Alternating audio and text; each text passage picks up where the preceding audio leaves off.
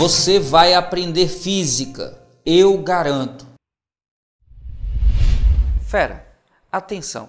Embora a velocidade escalar média seja um assunto que você já deve ter visto 2 ou 3 vezes na escola, algumas questões ainda causam dúvida.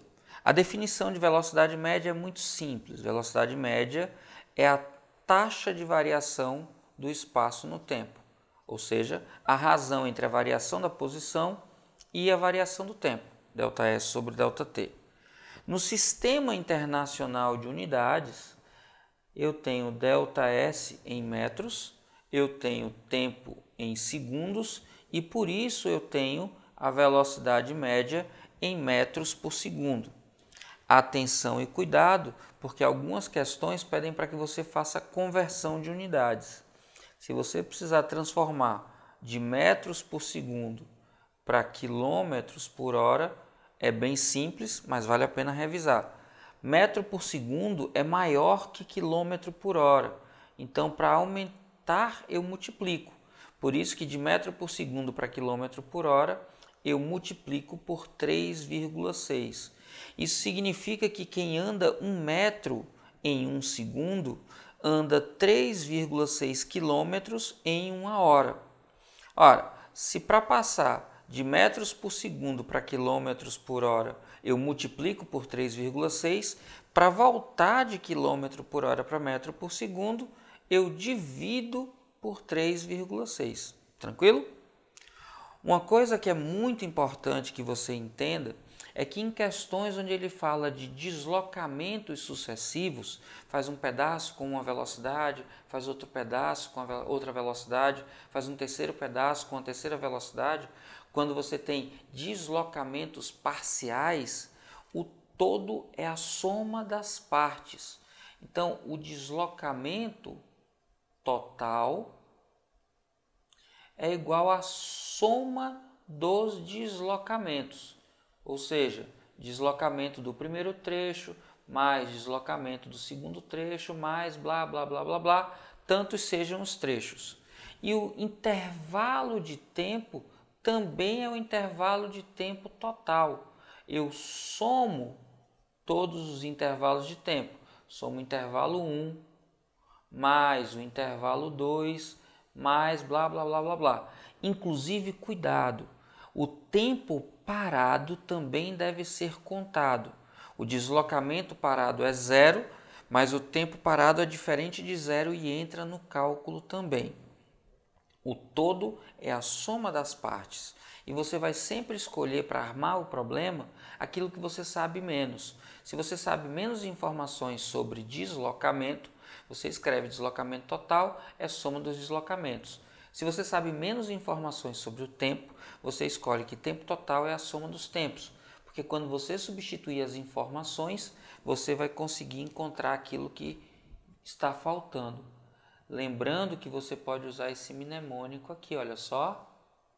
Quando você escreve a relação entre velocidade, espaço e tempo, você pode colocar aqui, ó, espaço, velocidade, tempo. Aí você tem V é igual a ΔS sobre ΔT. O que você não sabe, você esconde. Se você não sabe o tempo, ΔT é igual a ΔS sobre V. Se você não sabe ΔS, você esconde ΔS e fica ΔS é igual a V vezes tempo. Atenção, aqui é multiplicação quando está de lado. A velocidade média não soma. Eu somo o tempo total e somo o deslocamento total. Mas a velocidade média vai ser sempre deslocamento sobre tempo.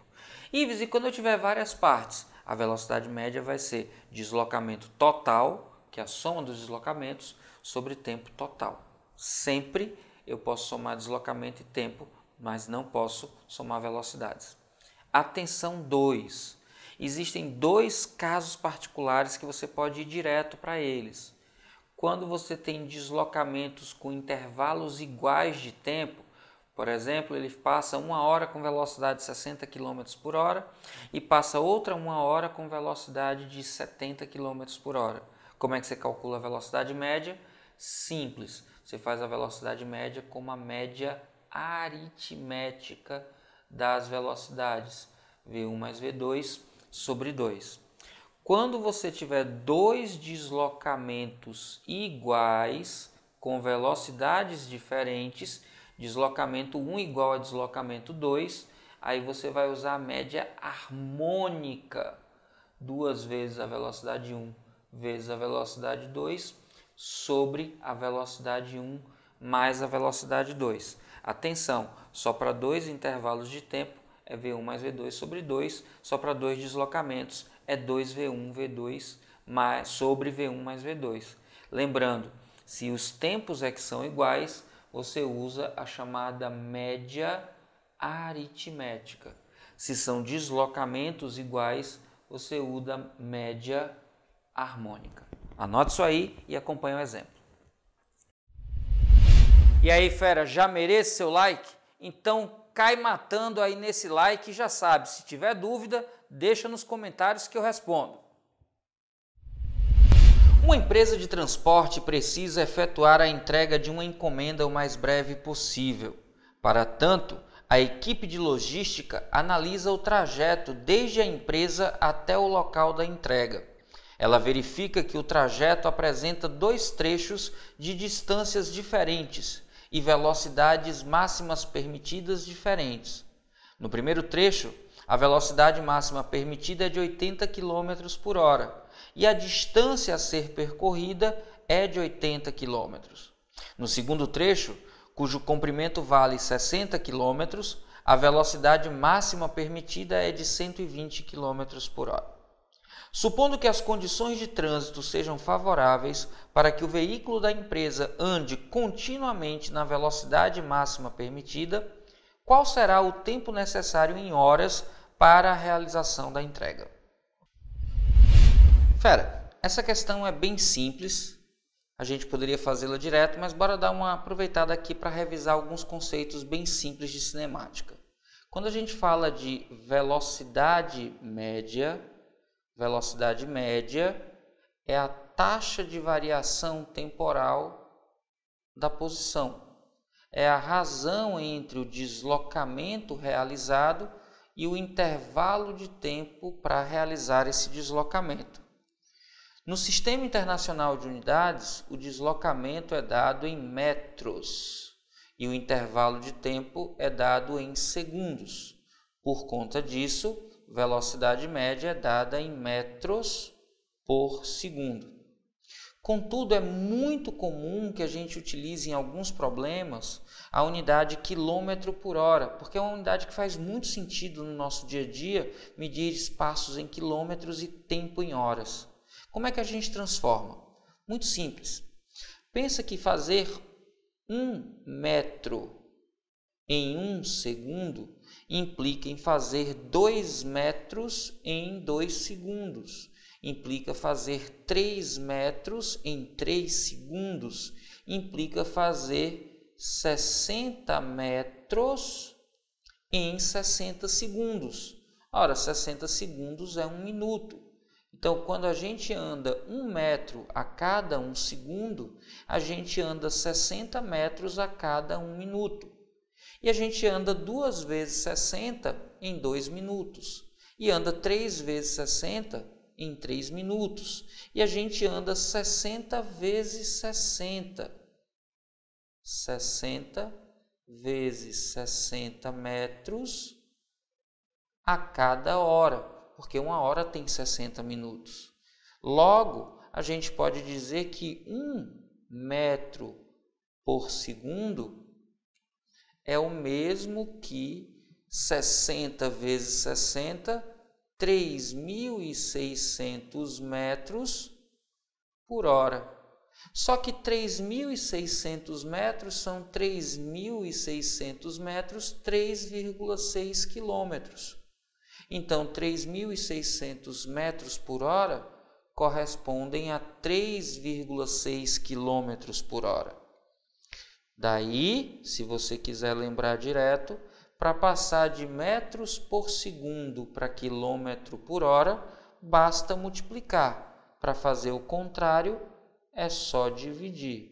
Ao passar de metros por segundo para quilômetros por hora, eu multiplico por 3,6, porque 1 metro por segundo equivale a 3,6 km por hora. Para passar de quilômetros por hora para metros por segundo, eu faço o contrário, eu divido. Então, eu multiplico ao passar de metros por segundo para quilômetros por hora e eu divido ao passar de quilômetros por hora para metros por segundo. Uma outra coisa que é importante que a gente entenda é que quando o deslocamento é favorável à orientação da trajetória, a velocidade é positiva. E velocidade positiva é indicação de que o movimento é progressivo. Progressivo é aquele movimento que é favorável à orientação da trajetória. Então, se o movimento é progressivo, a gente está se deslocando a favor da orientação da trajetória. Quando a gente se desloca contrário à orientação da trajetória, a gente tem uma velocidade que a gente coloca negativa. Isso indica que o deslocamento é negativo, isso implica que o movimento é contrário à orientação da trajetória. O movimento, nesse caso, é chamado de retrógrado, ou, como alguns autores também chamam, regressivo. Uma coisa que é importante de você lembrar, e eu vou fazer de vermelho aqui, é que todo é soma das partes. Então, quando você falar em deslocamento total, a gente está falando em soma dos deslocamentos. E quando a gente estiver falando em intervalo de tempo total, como é o caso dessa questão, a gente está falando em soma dos intervalos de tempo. Essa expressão aqui nos permite relacionar as três grandezas de forma triangular. Vou escrever aqui um triângulo. Olha só.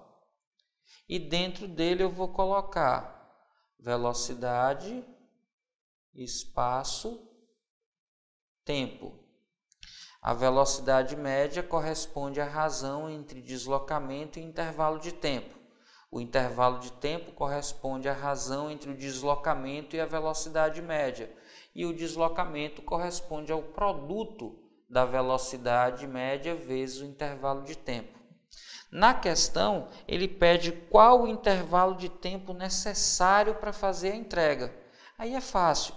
O intervalo de tempo total, já que eu tenho dois trechos, vai ser a soma do intervalo de tempo gasto no primeiro trecho mais o intervalo de tempo gasto no segundo trecho. O tempo total é a soma dos intervalos de tempo. Como o tempo é deslocamento sobre velocidade, o intervalo de tempo total vai ser a razão entre deslocamento do primeiro trecho sobre a velocidade do primeiro trecho mais deslocamento do segundo trecho sobre velocidade do segundo trecho. Na questão ele diz que o primeiro trecho tem 80 km de extensão e a velocidade limite é 80 km por hora. O segundo trecho, a extensão é de 60 km e a velocidade limite é 120 km por hora. Quando eu uso as velocidades máximas, eu encontro os tempos mínimos. 80 por 80 dá 1, 60 por 120 dá meio, 1 mais meio, 1,5 horas. Esse é o intervalo mínimo que demoraria para fazer as entregas se eu estivesse respeitando os limites de velocidade. A alternativa que diz isso para a gente é a da letra C, C de coisa fácil, tranquila demais essa questão.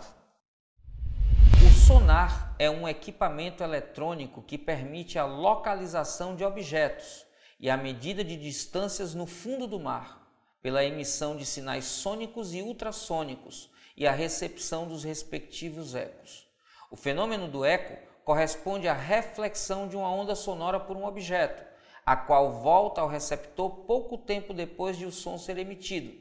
No caso do ser humano, o ouvido é capaz de distinguir sons separados por, no mínimo, 0,1 segundo.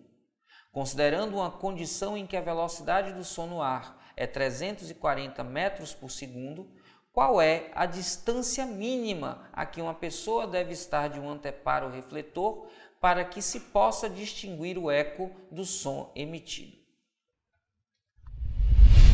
Para começar, a primeira coisa que a gente precisa entender é que quando falou de eco, falou de reflexão. Então, falou em eco, lembre de reflexão. No caso, a gente está falando de uma ecolocalização, que é localizar algo a partir da reflexão de uma onda, que pode ser mecânica ou pode ser eletromagnética. Quando a gente fala de uma onda mecânica, a gente está falando de radar.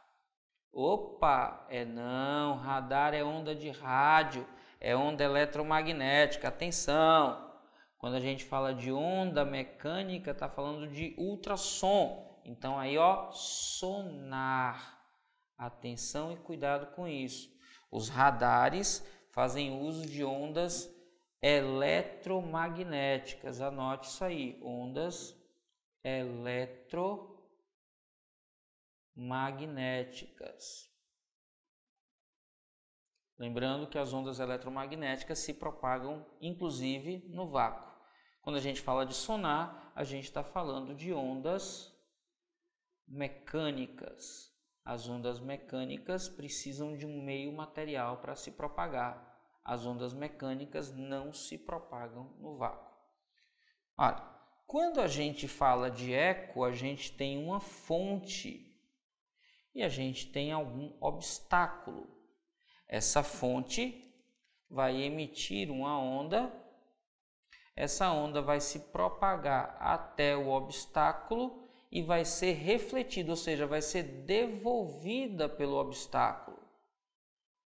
Como a gente está falando em distância, perceba que a distância que separa a fonte do obstáculo é percorrida pela onda duas vezes, na ida e na volta. Se a gente lembra lá de velocidade escalar média, velocidade média é igual a ΔS dividido por ΔT. A gente pode fazer uma manipulação e escrever que ΔS é igual a velocidade média vezes intervalo de tempo.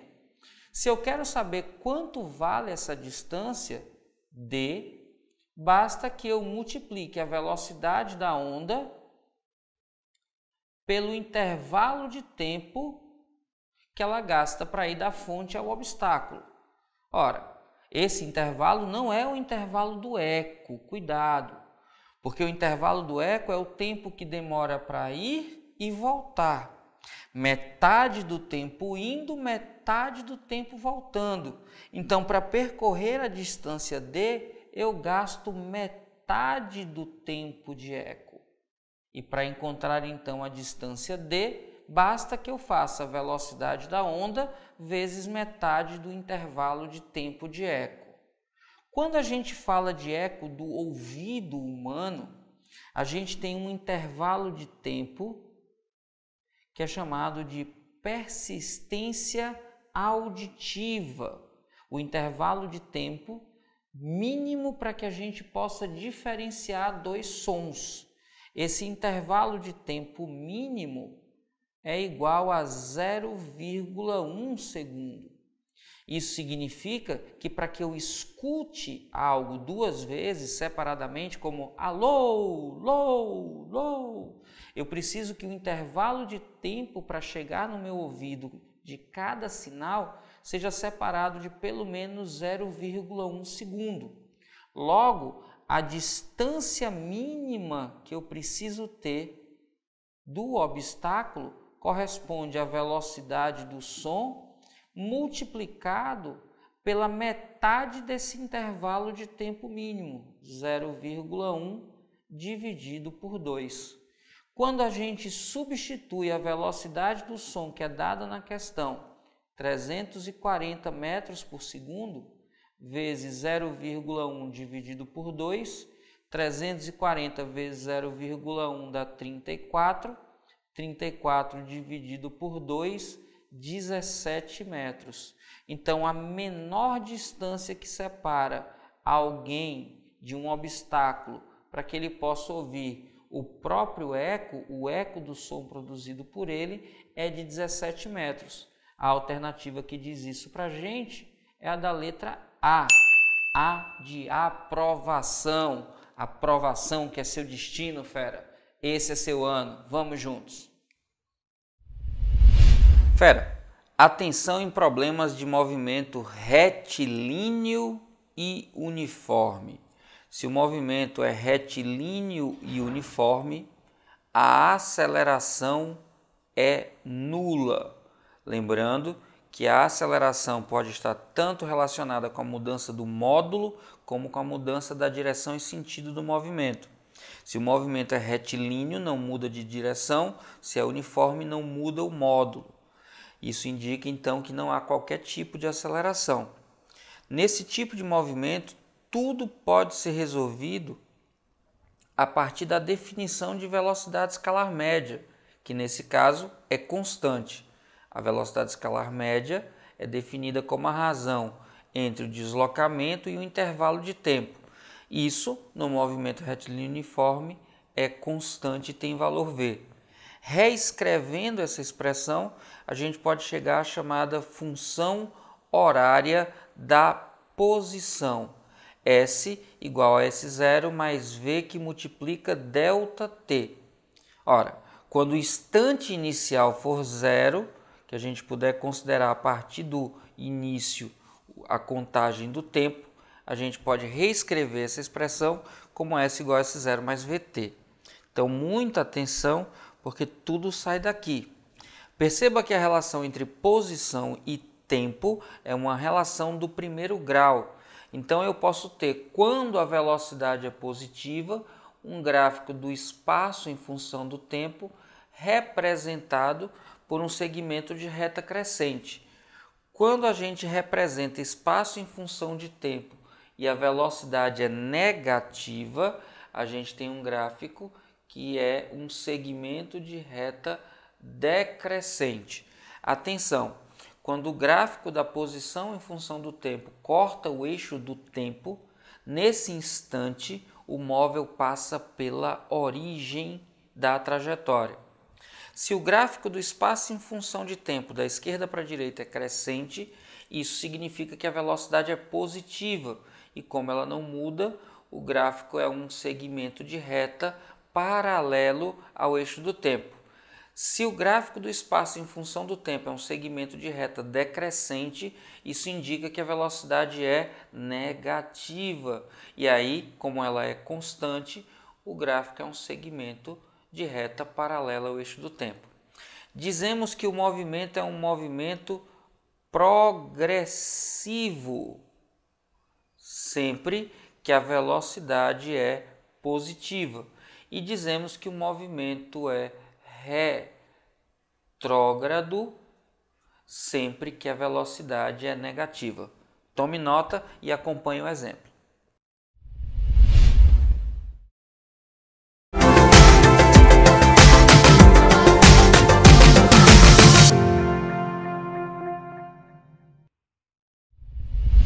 Um pesquisador avaliou o efeito da temperatura do motor em velocidade constante e da velocidade média de um veículo com temperatura do motor constante sobre a emissão de monóxido de carbono em dois tipos de percurso, aclive e declive, com iguais distâncias percorridas em linha reta. Os resultados são representados nas figuras. A partir dos resultados, a situação em que ocorre maior emissão de poluentes é aquela na qual o percurso é feito com o motor. Olha só aqui uma reprodução à mão do que tem na figura. Aí na figura está mais bem desenhado. Mas aqui eu já tenho como te mostrar o que é relevante para interpretar a questão e resolver o problema. Primeiro, chamar a atenção que essa é a típica apresentação de um item sobre a habilidade 17, que pede para você relacionar informações apresentadas em diversas formas, seja tabela, texto, equação, gráfico. Aqui a gente tem gráficos, temperatura, velocidade relacionado com emissão. E aí uma coisa que é importante que você olha aí na figura é que os valores da emissão vão aumentando de baixo para cima aqui no eixo vertical. Então o aumento se dá, olha só, apontado aqui para cima. E os valores da temperatura e da velocidade crescem para a direita. Então aqui é um eixo típico cartesiano. E por que isso é importante que você observe já de cara? Porque no texto ele pede para você olhar a partir dos resultados a situação em que ocorre a maior emissão de poluentes. Então, olha só, mais é aqui em cima. Mais é aqui em cima. Então, quanto mais acima, mais polui. De cara você já percebe que olhando para cá, olha só a região onde eu tenho mais poluentes. Mais poluentes é na região de temperatura menor. Idem, quando você vai para cá, olha, acima é a parte que tem mais poluentes. Então aqui está poluentes, olha só, na velocidade V também menor. E agora, a última coisa que falta. Eu tenho na temperatura menor, qual das duas situações? Aclive, que é a linha fechada, ou declive, que é a linha pontilhada? Isso. O aclive está acima do declive. Tanto numa situação quanto na outra, subindo, eu vou emitir mais poluentes. Então, eu vou emitir mais poluentes subindo, com temperatura menor e numa velocidade mais baixa. Qual é a alternativa que diz isso para a gente? Temperatura menor é quando o motor está frio, velocidade menor e sempre na pista em aclive. A alternativa que diz isso para a gente é a da letra D. D de detona, fera. Esse é seu ano. Vê que coisa simples. Basta uma simples observação no gráfico que você já identifica aquilo que ele está pedindo. Fera, quando a gente fala de movimento retilíneo e uniformemente variado, o módulo da velocidade está mudando, mas a direção não. Ele em linha reta não muda a direção. Se ele é uniformemente variado, significa que a velocidade varia de forma proporcional ao tempo. Então a gente tem uma taxa de variação do tempo, que a gente chama de... uma taxa de variação da velocidade no tempo, que a gente chama de aceleração, cujo valor médio é dado por ΔV sobre ΔT. E no movimento uniformemente variado, ela é constante. Como fruto disso aqui, a gente tem três equações que a gente pode utilizar em torno da aceleração. Velocidade V é igual a V0 mais A vezes T, relacionando velocidade ao tempo. S, que é posição, é igual a S0 mais V0 vezes T, mais A sobre 2 vezes T ao quadrado, relacionando posição e tempo. E V ao quadrado é igual a V0 ao quadrado mais 2 vezes A vezes deslocamento. Essa expressão é conhecida como equação de Torricelli e atenção. Ela é utilizada quando o problema não fornece nem pede tempo.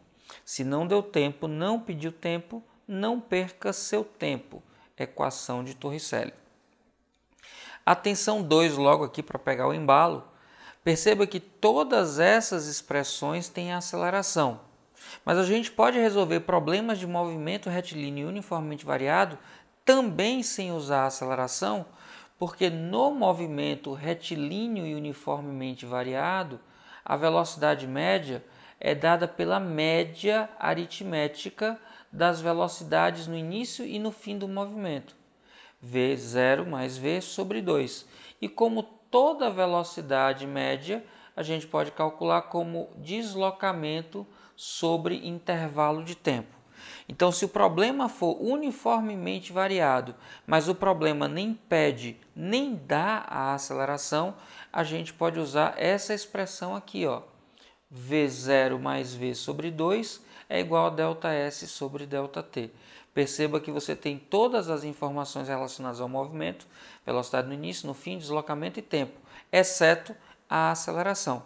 Então essa expressão é utilizada quando o movimento for um movimento retilíneo e uniformemente variado, mas a aceleração não for dada nem pedida. Quando você tem gráficos, atenção e cuidado, a velocidade em função do tempo é uma função do primeiro grau. Então ela pode ser representada por um segmento de reta crescente ou um segmento de reta decrescente. Atenção e cuidado com o ponto em que o gráfico cruza o eixo das abscissas.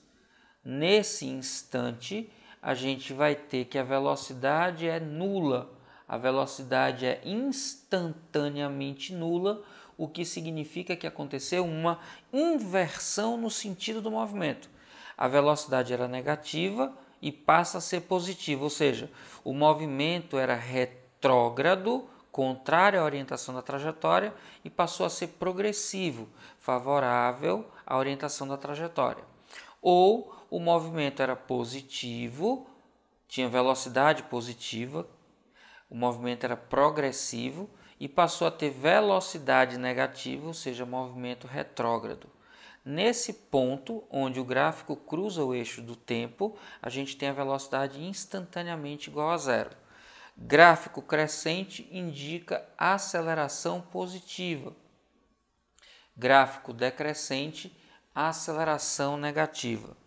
Ora, se a aceleração é positiva, quando eu tenho aqui uma função do segundo grau, o gráfico é uma parábola e o sinal da aceleração determina a concavidade. Se a aceleração é positiva, a concavidade é voltada para cima. E onde a gente tem a inversão do movimento, temos o ponto de posição mínima, menor posição. Quando a aceleração é negativa, a concavidade é voltada para baixo. E o ponto onde acontece a inversão do movimento é o vértice da parábola. Com aceleração negativa é a posição máxima do movimento. Antes da inversão do movimento, velocidade negativa, movimento aqui com gráfico decrescente da posição. Depois da inversão, gráfico com velocidade positiva, posição crescente. Antes da inversão do movimento, velocidade positiva, gráfico da posição crescente. Depois da inversão, velocidade negativa, gráfico da posição decrescente. Muita atenção e cuidado, aqui a velocidade é negativa, o movimento é retrógrado. Mas como os sinais são diferentes da velocidade da aceleração, ele também é retardado. Aqui o movimento é retrógrado, retardado. Desse lado, a velocidade é positiva, então o movimento é progressivo. Como a aceleração também é positiva, os dois sinais são iguais, o movimento é também acelerado. Retrógrado, retardado, progressivo, acelerado. A mesma coisa aqui. Retrógrado, retardado, progressivo, acelerado. Do lado de cá, perceba que a velocidade é positiva, movimento progressivo. Mas como o sinal da aceleração é diferente do da velocidade, então é um movimento retardado. Aqui a velocidade é negativa, então o movimento é retrógrado. Como a velocidade é negativa e a aceleração também é negativa, tem mesmos sinais, então ele é acelerado. A mesma coisa aqui, progressivo, retardado, retrógrado, acelerado. Anote isso aí e acompanhe o exemplo. Os automóveis atrapalham o trânsito. Gentileza é fundamental. Não adianta esquentar a cabeça, menos peso do pé no pedal. Todo mundo tem direito à vida, todo mundo tem direito igual.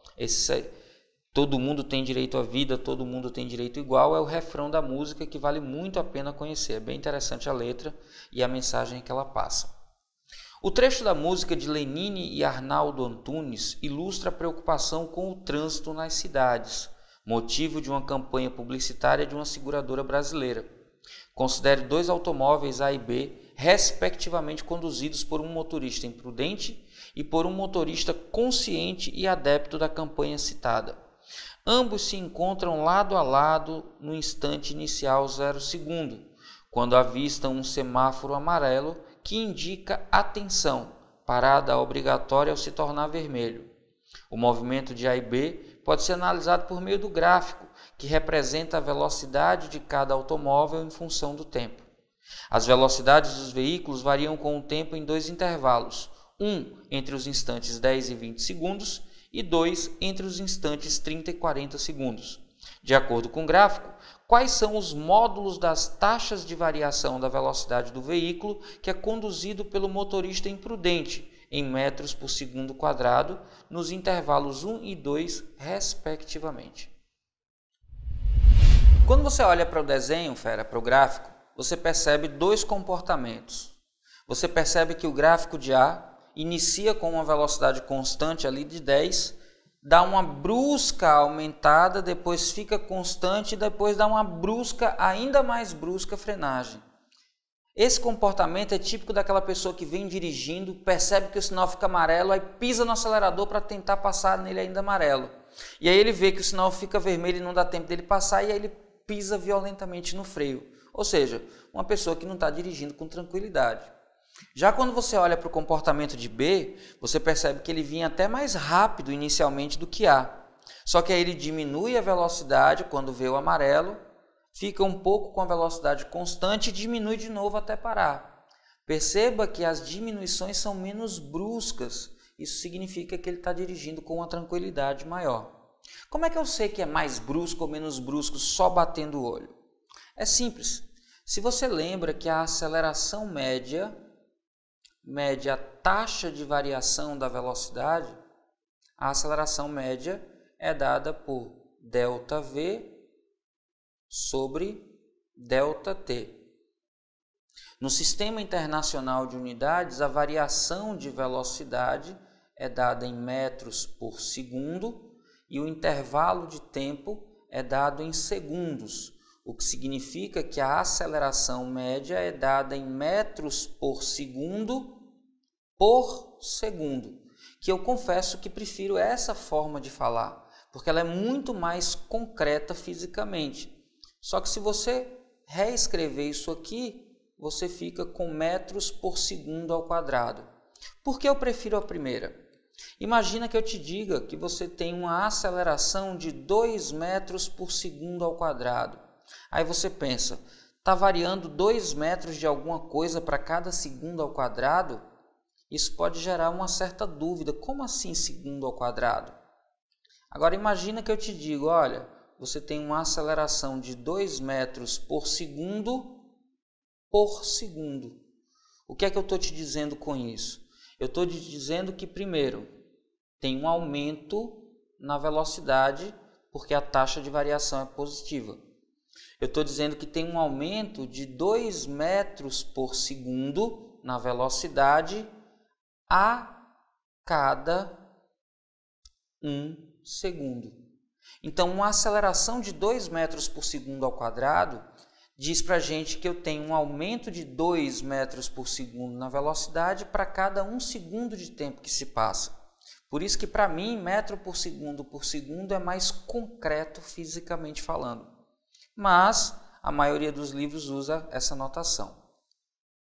Quando você parte para um gráfico e você tem um gráfico de velocidade em função de tempo, independente da representação do gráfico, se você pega dois pontos, um ponto 1 e um ponto 2, esse ponto 1 dizendo para a gente que aqui é um instante 1, e esse ponto 2 dizendo para a gente que isso aqui é o instante 2.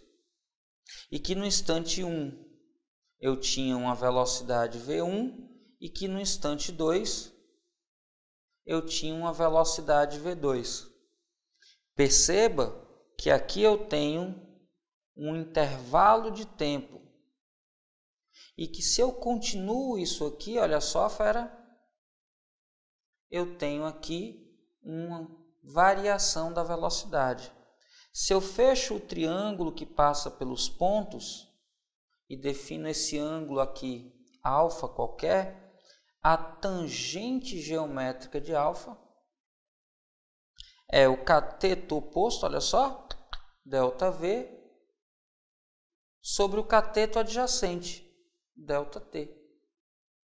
Então, eu tenho que, numericamente, essa tangente vai dizer para a gente quem é a aceleração média. E por que é que eu posso, então, batendo o olho, dizer quem tem uma aceleração maior ou menor? Porque pela abertura alfa, eu sei dizer quem tem maior aceleração média. E olhando para o gráfico, você percebe facilmente que o gráfico de A é mais inclinado na subida e é mais inclinado na descida. Tendo ângulo maior, tem uma tangente maior, tem uma aceleração maior. Tranquilo isso, fera? Agora, bora fazer o que ele pediu, calcular a aceleração em cada trecho. Vou usar vermelho. No trecho 1, se você bate o olho aí no gráfico, ele começa no instante 10 e vai até o instante 20. Então, a variação, o intervalo de tempo é de 10 segundos. E quanto é a variação de velocidade? Perceba que no instante t igual a 10, a velocidade era 10 metros por segundo. E que no instante t igual a 20, a velocidade é 30. Então, eu tenho aqui, olha só, 30 menos 10, que dá 20 metros por segundo, dividido por 10. A aceleração no trecho 1 vale 2 metros por segundo quadrado. Guarda essa informação, porque essa informação já nos permite encontrar respostas. A outra aceleração ele quer no trecho 2, que começa em 30 segundos e vai até 40 segundos. Se você olhar aí para o gráfico de A, perceba que no instante 30 segundos, a velocidade dele é 30 e que no instante 40 vale 0. Então, final menos inicial dividido pelo intervalo de tempo, que é igual a 10. Eu tenho aqui menos 30 dividido por 10, eu tenho que a aceleração no segundo trecho é menos 3 metros por segundo quadrado. Então, a gente vai procurar uma alternativa que nos diga exatamente esses dois valores. Mas Ives não tem nenhuma alternativa. Ora, mas ele está querendo que você dê qual é a aceleração que os móveis têm de acordo com o gráfico, só que em módulo. Então, o módulo de menos 3 é 3. Você vai procurar a alternativa, então, que dá 2 e 3 como resposta, e essa alternativa é a da letra D. D de detona, fera. Esse é seu ano. Vamos juntos. Fazer medidas precisas de tempo era uma das grandes dificuldades para físicos até a invenção dos modernos cronômetros. Numa experiência em sala de aula, um professor faz uso do sistema esquematizado. No sistema, esquematizado na figura, o recipiente A é mantido sempre cheio de água. Isso garante que a quantidade de água que entra no recipiente cilíndrico B através do cano C em cada segundo seja sempre a mesma. Esse era o mecanismo utilizado por Galileu para fazer seus estudos sobre o movimento dos corpos. Certo movimento é estudado e é montada a tabela a seguir, onde D de AB é o deslocamento entre os pontos A e B e ΔH é a variação do nível da água medido utilizando a régua verticalmente posicionada. Desconsiderando perturbações na superfície do líquido que sejam provocadas pela queda de água através de C, é possível supor que para uma D de AB igual a 160 metros, teremos ΔH em centímetros igual a... Dá uma olhada aí na tabela, perceba que ele relaciona valores da distância entre A e B com o desnível, com a altura ΔH. Mas antes de começar a resolver, perceba que bronca que era para encontrar tempo nessa época, né? Veja como era complicado fazer medidas precisas de tempo, principalmente quando os intervalos eram pequenos. Hoje é tudo muito mais fácil, cronômetros eletrônicos, digitais, cronômetros até atômicos, com uma precisão de diversas casas decimais do segundo. Mas nessa época, precisava se virar com o que dava, e esse aí é o famoso relógio de água. Olha para essa tabela e perceba o crescimento dos números. identifica. Olha só em cima, eu tenho 2,5, depois eu tenho 10, depois eu tenho 22,5 e por fim eu tenho 40. Aí a pergunta é, o que acontece aqui quando for 160? E embaixo ele mostra 1,2, 2,4, 3,6, 4,8 e pergunta quanto vale aqui o x. Olhando assim de primeira, pode ser que você não perceba a relação entre as duas linhas, mas é fácil de perceber aqui na primeira linha o que está acontecendo, né? 1,2 está sendo multiplicado por 2, vira 2,4. 1,2 é multiplicado por 3, vira 3,6. 1,2 é multiplicado por 4 e vira 4,8. 1,2 vai ser multiplicado por quanto para virar x? Não sei, por n. Será que esses mesmos números se repetem aqui em cima? Claro que não, né? De cara você já vê que 2,5 precisa ser multiplicado por 4 para virar 10. 2,5 precisa ser multiplicado por quanto? Isso, por 9 para virar 22,5. E 2,5 precisa ser multiplicado por 16 para poder ficar 40. E por quanto eu tenho que multiplicar então 2,5 agora para virar 160? Aí é só você dividir 160 por 2,5, você vai encontrar a mesma coisa que 160 vezes 4. Aqui se eu multiplicar por 4 fica 10, aí fica mais fácil de simplificar, olha só, dá 64. Então eu tenho que multiplicar por 64 para chegar em 160. Aí você diz, ô Ives, para que eu fiz isso? Presta atenção, olha que mágica. Aqui quando eu multiplico por 2, o que acontece é que aqui em cima fica multiplicado por 4. Veja que 2 e 4 existe uma relação entre eles que é a mesma que 3 e 6. Que é a mesma que 4 e 16. Que relação é essa? Muito bem, essa relação é quadrática. Então, quando aqui em cima eu multiplico por 4, aqui embaixo eu multiplico por 2, 4 é o quadrado de 2. Aqui em cima, quando eu aumento 9 vezes, aqui embaixo aumenta 3. 9 é o quadrado de 3. Quando aqui em cima eu aumento 16, aqui embaixo eu aumento 4. 16 é o quadrado de 4. Então, quando aqui em cima eu aumentar 64, aqui embaixo vai aumentar n, onde n ao quadrado tem que ser igual a 64, porque a relação é sempre do valor ao quadrado. Então, o valor de n que a gente está procurando é 64 dentro da raiz quadrada, que dá 8. Então, Ives, x é igual a 8? Não, não e não. Como é que eu vou encontrar o valor de x? Perceba que eu estou multiplicando 1,2 por 2, por 3, por 4, e aqui vai ser vezes n, onde n é 8. Então, o valor de x é igual a 1,2 vezes n. O valor de x é 1,2 vezes 8. O valor de x é 9,6 metros. Qual é a alternativa que diz isso para a gente? A alternativa da letra B. B de boazinha, B de fácil, B de tranquila, B de atenção, fera. Para resolver essa questão, a gente precisava simplesmente perceber qual era a relação entre as grandezas apresentadas nessa tabela. Tranquilo?